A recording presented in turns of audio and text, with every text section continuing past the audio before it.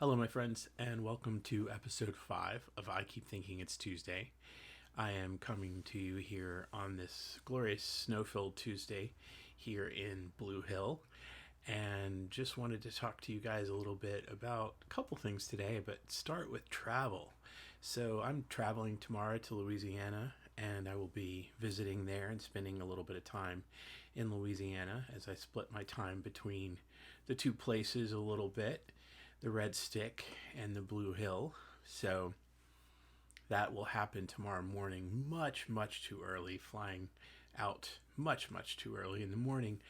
And it brings me to like the things about travel that I don't like, the kind of the inconvenience and the weirdness of traveling and getting to a place. But that being said, the idea of traveling and getting to travel and go different places on an airplane, and it's just amazing, and it's never stopped inspiring me and being just amazing to me that I get to do that I get to go places, and that I get to like go 30,000 feet up in the air and get to look down on this gorgeous planet of ours. So travel is just an amazing thing to think about. I opened my Travels with Virginia Woolf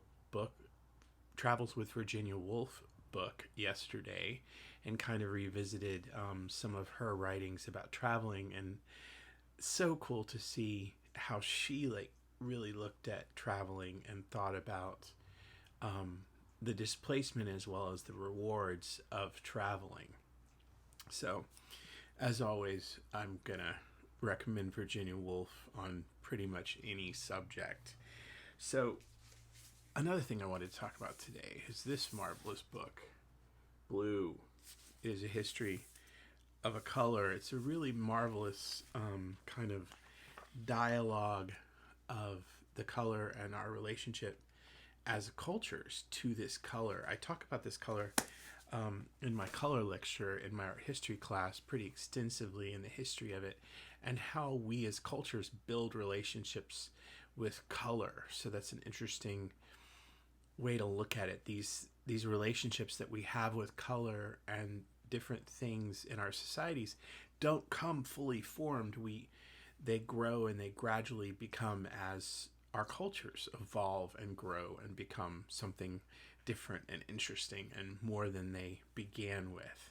So color, always a good thing to talk about, and especially right now, and I'm in this world that's very white.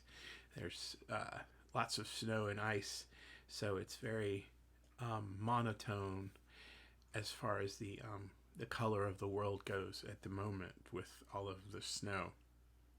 So before I leave you today from my little rambling talk, I wanted to read you a poem by Mary Oliver, one of my favorite poets, and it reminds me to kind of check myself and reminds me who I am sometimes. So it's called "The Poet Compares Human Nature to the Ocean from Which We Came."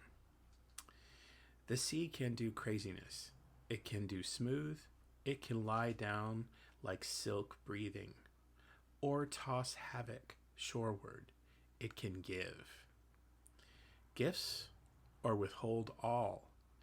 It can rise, ebb, froth like an incoming frenzy of fountains, or it can sweet talk entirely, as I can too. And so, no doubt, can you and you.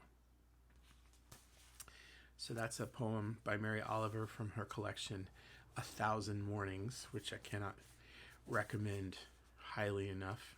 If you find yourself at the public library or anytime soon, you should check this book out and just dive in and see what it brings you. It brings me a lot of joy.